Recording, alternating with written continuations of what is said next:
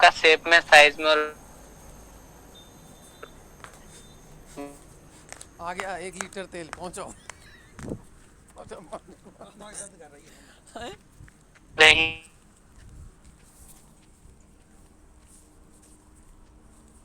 यहीं से शुरू होता है का एटम से थोड़ा नहीं जा सकता, तो स्मॉलेस्ट पार्टिकल के रूप में यहाँ से डिफाइन करते हैं। ड्रॉबैक क्यों आता है, ये क्या ड्रॉबैक है? तो चार्ज के बारे में कोई बात नहीं बता पाए, existence of charge and neutrality of atom, दो बातें एक्सप्लेन नहीं कर पाए। इसी बीच डाल्टन, यस, ये तो मतलब शुरुआत थी, ये कहानी थी 1808 के लगभग, यहां से शुरू होती है।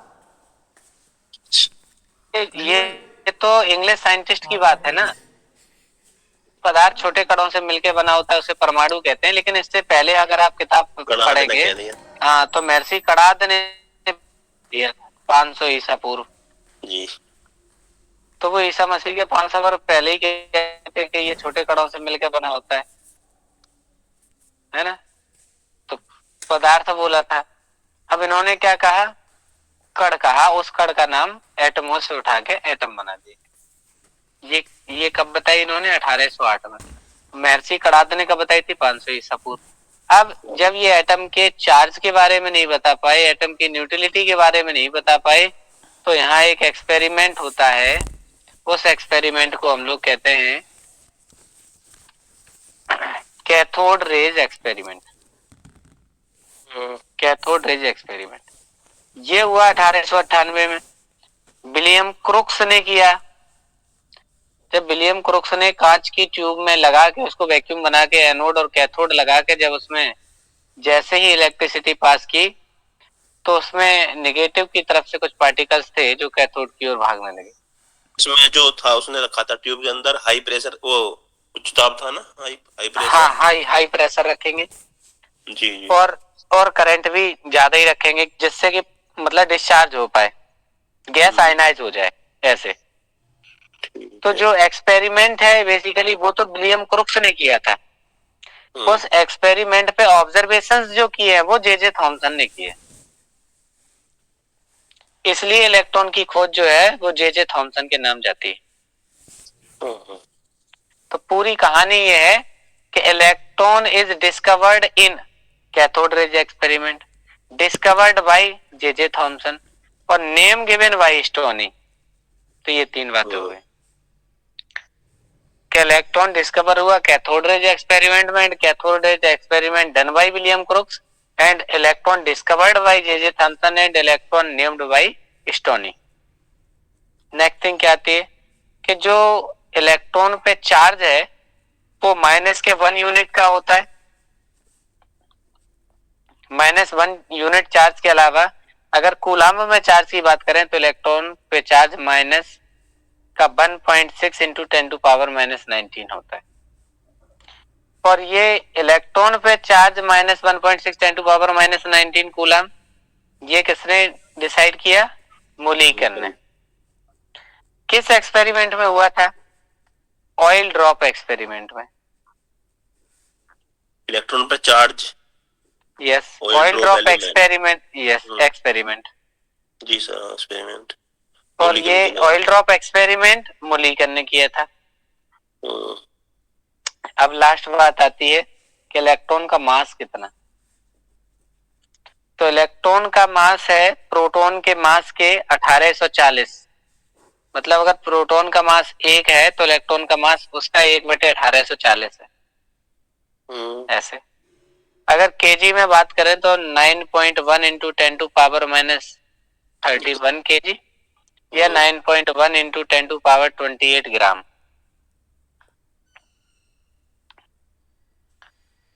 तो ये तो रिवाइज हो गई होंगी इलेक्ट्रॉन की।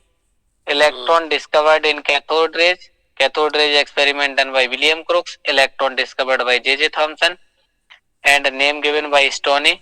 Mass of electron 9.1 10⁻31 kg, charge of electron -1 unit, and in coulombs minus 1.6 10 to power minus 19 coulomb. The charge of electron is discovered by Mulliken in oil drop experiment. oil drop experiment 1894 के बाद अब जब केवल ये पता चल गया कि एटम जो है वो ही सबसे स्मॉलेस्ट नहीं है, उससे भी छोटा कोई पार्टिकल है, एक्सपेरिमेंट में पता चल गया।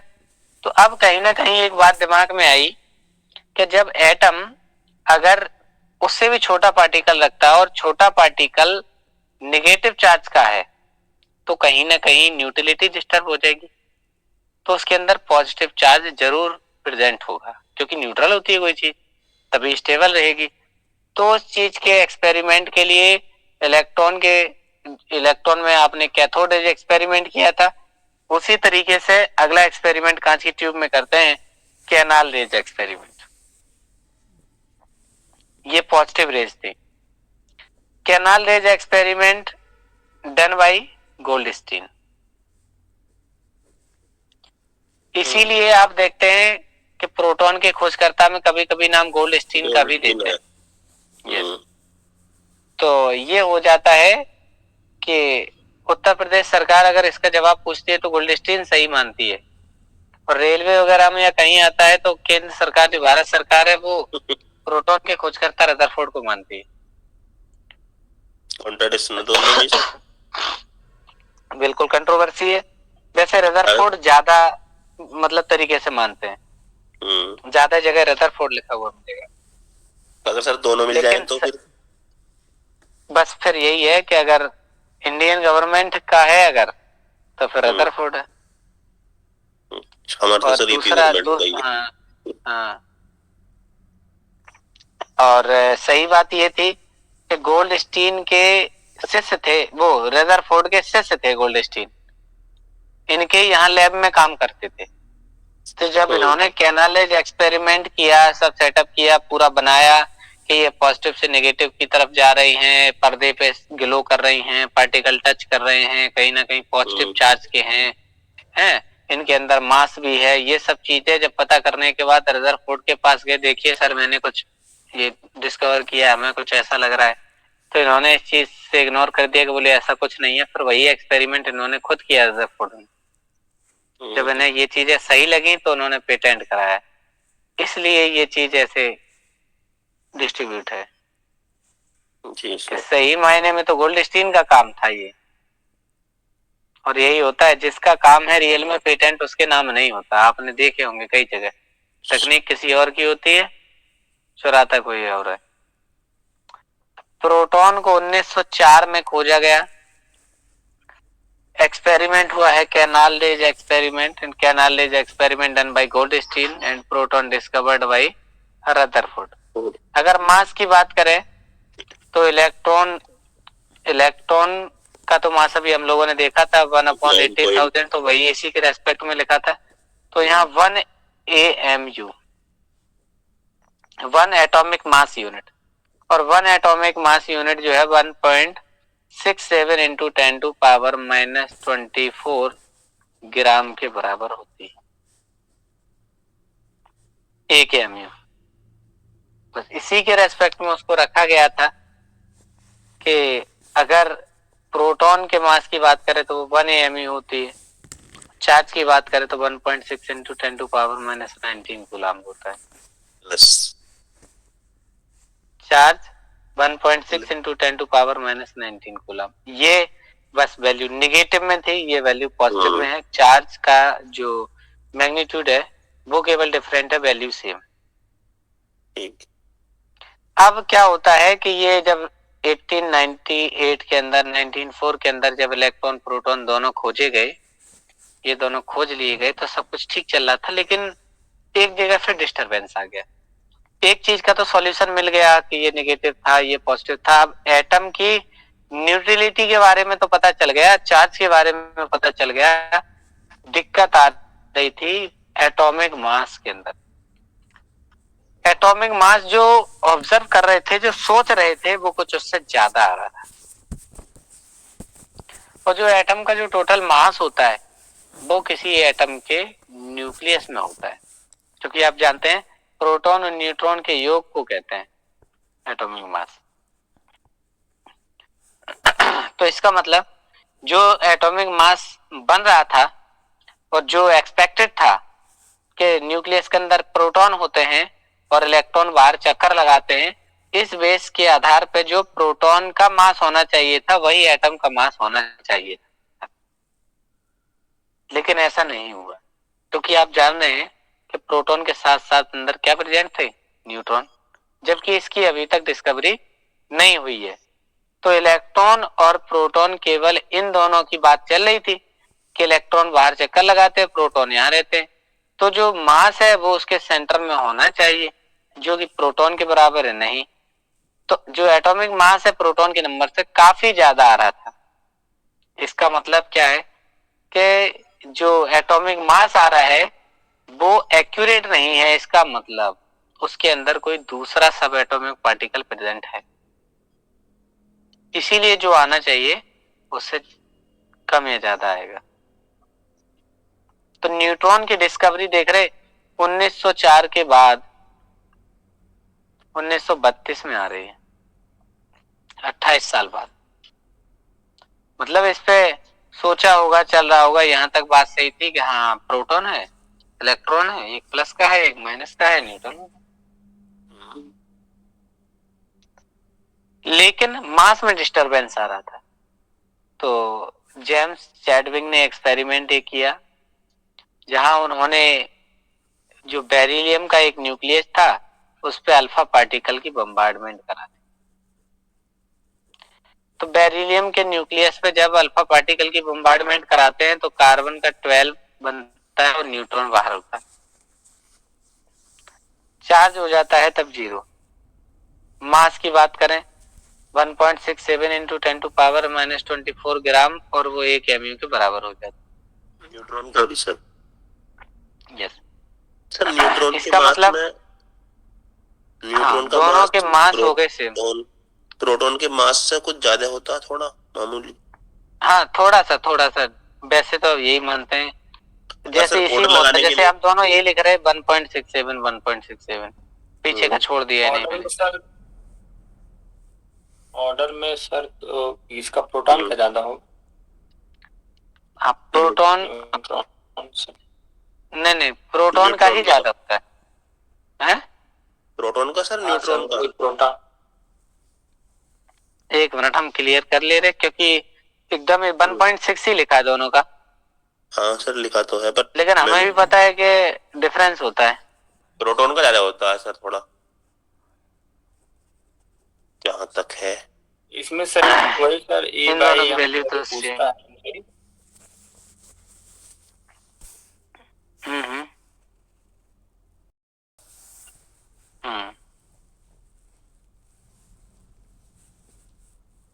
हाँ अलग अलग जगह देते हैं। अब वहां पे ये 50 लिखा है 1.6950 49 की जगह, और ये 1.6727 ऐसे,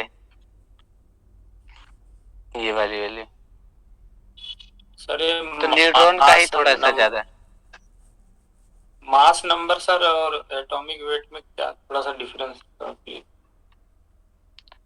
वही मास के साथ वो पर मोल के हिसाब से निकाला जाएगा,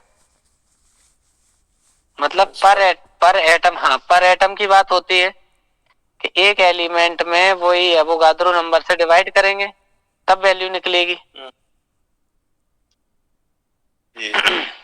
तो क्या हो गया एटॉमिक नंबर, निकलते सेम निकलते हैं लेकिन कहीं कहीं थोड़ा बहुत डिफरेंस आता है बस, नहीं तो आपने देखा होगा कि उसी जगह पे लिखते हैं, वही वैल्यू लिखते हैं।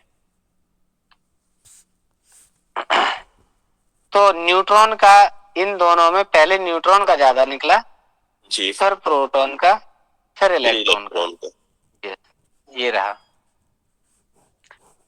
तो क्योंकि एटम जी अगर इनकी पेनिट्रेटिंग पावर देखी जाए तो फिर उसमें कौन सी आएगी, बदल जाएगा क्या? हाँ चार्ज पार्टिकल की सबसे ज्यादा रहती है, ये तो न्यूट्रॉन तो सबसे पीछे ही जाएगा।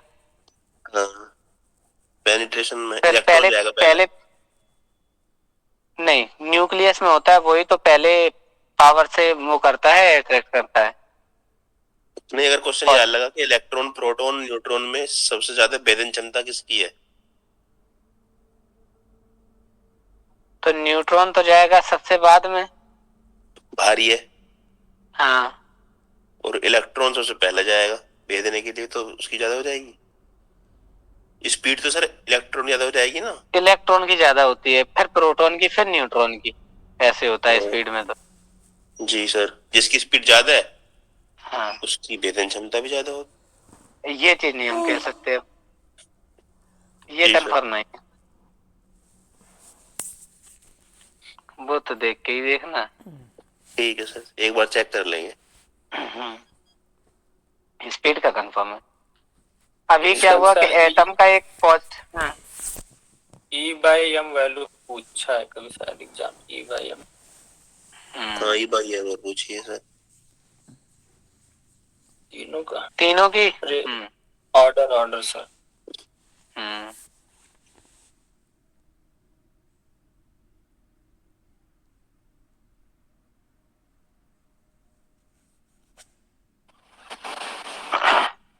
तो क्या कह रहे थे कि एटम के पास पॉजिटिव चार्ज है, एटम के पास नेगेटिव चार्ज है, अब दूसरा कोई चार्ज नहीं है। तो फिर चार्ज क्या आएगा इस पे, न्यूट्रॉन पे? 0। अब ये चार्ज हो गया 0, तो ये तो हो गया न्यूट्रल। अब ये तीनों पार्टिकल हो गए। अब टोटल, अब यही न्यूट्रॉन की अगर मास की बात करें तो नंबर इसका 0, मास इस पे क्या आएगा 1, यानी इसको 0n1 से डिनोट किया जाएगा। अब एटॉमिक मास बन गया सही। अब हम लोग बात किसकी कर रहे थे, आपने कहा E/m रेशियो का।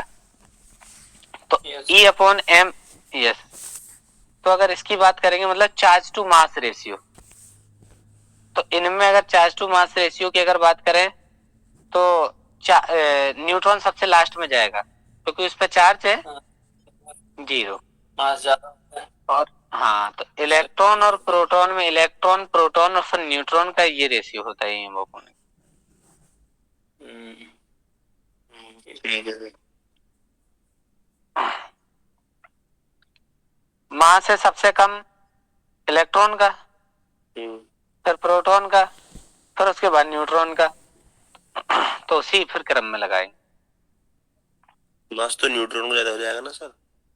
हाँ, तो सबसे लास्ट में चला जाएगा ना। E/m जितना जितना बड़ा है इस वैल्यू से डिवाइड करेंगे छोटी हो जाएगी, छोटी हो जाएगी। ठीक है। तो पीछे चला गया। नेक्स्ट पार्टिकल आता है अल्फा पार्टिकल। हीलियम का न्यूक्लियस है, यस, He2+ को ही क्या कहते हैं, अल्फा पार्टिकल।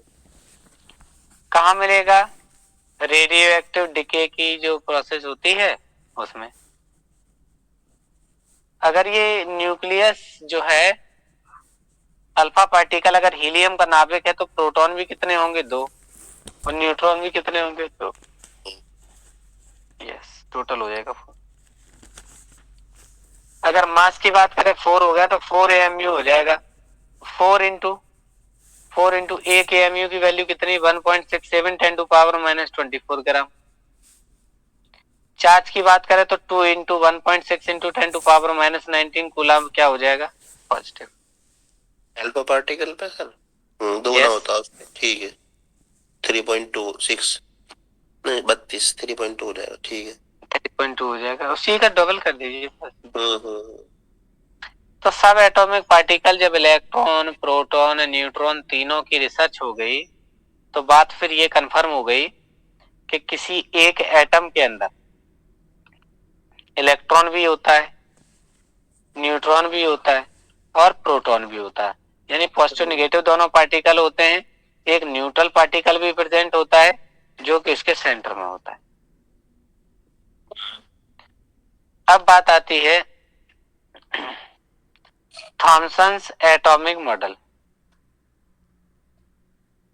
जे थॉमसन देते अपना मॉडल कब, जब इन्होंने इलेक्ट्रॉन खोज लिया उसके बाद इन्होंने बताया, क्योंकि ये इलेक्ट्रॉन खोज लिया गया, इधर प्रोटॉन खोज लिया गया, तो जब इन्होंने इलेक्ट्रॉन खोज लिया तो उसी टाइम पे इन्होंने एक अपना कॉन्सेप्ट दे दिया, बोले कि एटम अविभाज्य नहीं होता है। बोले हम बताते कैसा होता। बोले कि स्फेरिकल होता है, गोलाकार है, और इसको प्लम पुडिंग मॉडल भी कहा गया, या इसे वाटरमेलन मॉडल भी कहते हैं। क्या कहा गया, जैसे तरबूज में बीज धसे होते हैं, उसी तरीके से किसी एक एटम के अंदर इलेक्ट्रॉन ऐसे ही धसे होते हैं। इलेक्ट्रॉन होते हैं नेगेटिव चार्ज के, और इलेक्ट्रॉन नेगेटिव चार्ज मास का एक पार्टिकल है जिसको क्या कह रहे हैं, इलेक्ट्रॉन कह रहे हैं। और जैसे तरबूज का बाहर का खोल होता है, कवर होता है, वो पॉजिटिवली चार्ज होता है, ये माना। एक सेकेंड। और अंदर जैसे बीज धसे होते हैं, तो उसी तरीके से क्या होता है, उसके अंदर इलेक्ट्रॉन धसे होते हैं।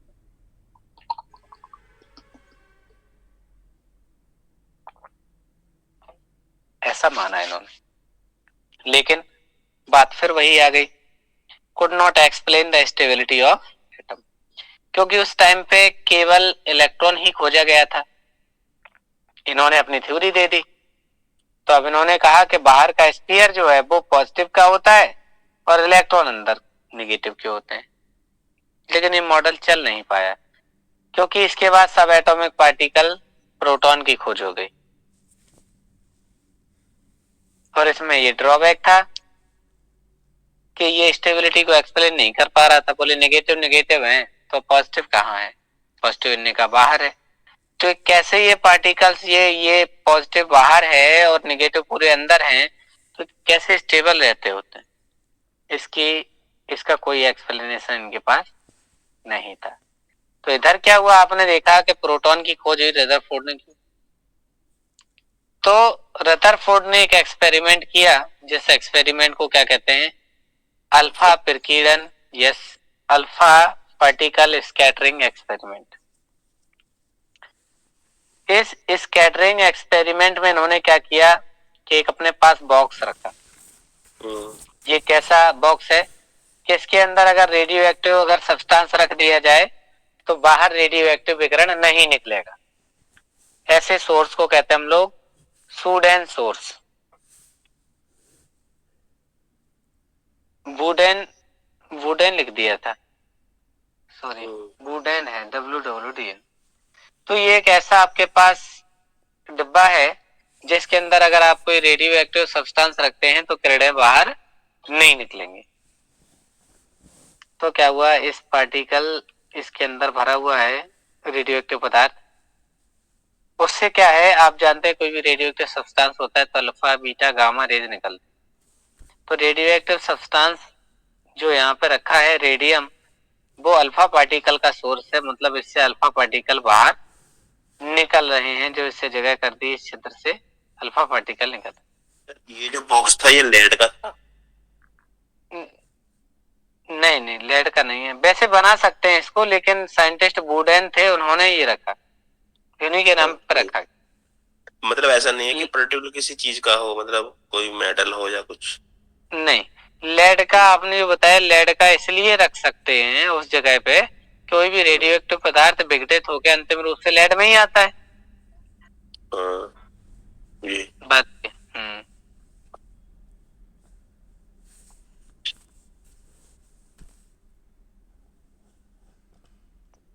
तब आगे आपने एक लेड की स्लेट लगाई है, और वहां से केवल अब बाकी के पार्टिकल रुक गए और अल्फा पार्टिकल जा रहे हैं सामने।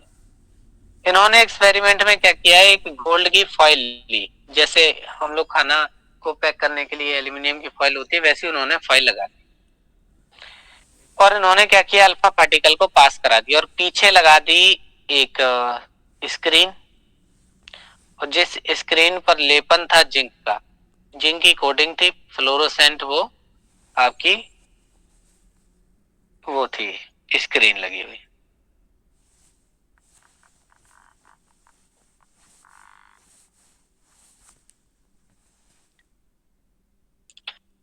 जिंक की कोटिंग है। जैसे ही आपने अल्फा पार्टिकल इससे निकालना शुरू किए तो गोल्ड फॉइल से देखा गया कि जो पार्टिकल निकल रहे हैं वो तीन तरीके की चीजें दिखती नजर आ रही हैं हमें। क्या क्या? एक तो जो आपने अल्फा पार्टिकल निकले वो अल्फा पार्टिकल सीधे जा रहे हैं, कुछ ऐसे हैं कुछ दूर से दाएं या बाएं ओर मुड़ जा रहे हैं, कुछ ऐसे हैं जो पूरे 180 डिग्री पर ही वापस हो गए एक दो। ये अल्फा पार्टिकल का एक्सपेरिमेंट है। गोल्ड फॉल पे ही जैसे पास किया गया, पीछे जिंक की स्क्रीन लगाई गई तो उससे जो टकरा के रिफ्लेक्ट हो गया आके, क्या ऑब्जर्वेशन देखा गया? जब टोटल उस गोल्ड फॉइल से अल्फा पार्टिकल पास कर गए तो पहला conclusion, most of the part of atom is empty. अगर कोई चीज आपने पास की और वो सब गुजर गई तो इसका मतलब वहां खाली जगह रही होगी, इसीलिए तो सब निकल गई। Second bar, all the positive charge of mass of the atom are located very small space is called nucleus and the center of atom। कुछ पार्टिकल थे जो बिल्कुल बीचों बीच गए, ये निकाल सकते कि ये अल्फा पार्टिकल ऐसे गया, उससे टकराया, ये वापस हो गया, लेकिन बाकी के ऐसे थे जो मोस्ट ऑफ द पार्ट आपके पार्टिकल्स जो हैं बाहर निकल गए। इस तरीके से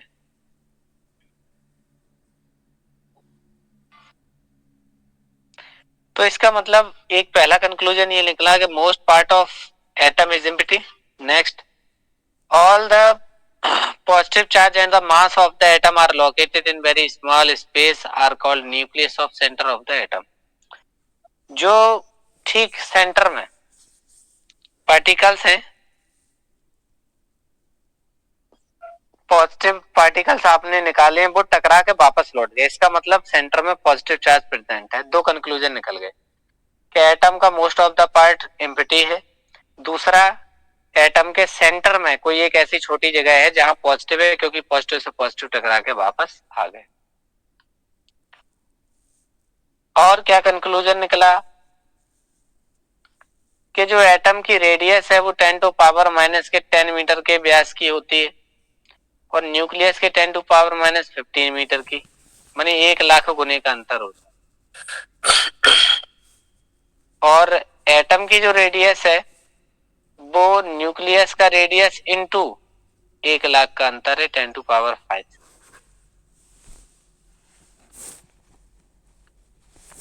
नेक्स्ट अगर बात करें तो radius of nucleus of any atom are equal to R0 into A पे पावर A/3। ये भी इंपॉर्टेंट है। Nucleus density of all element is same, alpha particles deflected by the angle is inversely proportional to sin theta by 2 पे power 4। इसकी requirement नहीं पड़ेगी, लेकिन फिर भी ये फॉर्मूला आप देख लीजिए। ये radius of nucleus of any atom, ये बताना जरा एक बार। जी, radius of nucleus of any atom R बराबर R0 A की पावर 1/3। यस, ये मतलब न्यूक्लियस की हो गई, अंदर की बात हो गई। ये उसका एरिया होगा कितने तक एटम फैला हुआ है, कांस्टेंट हो जाएगी तो इसके डायरेक्टली प्रोपोर्शनल होगी। जी सर।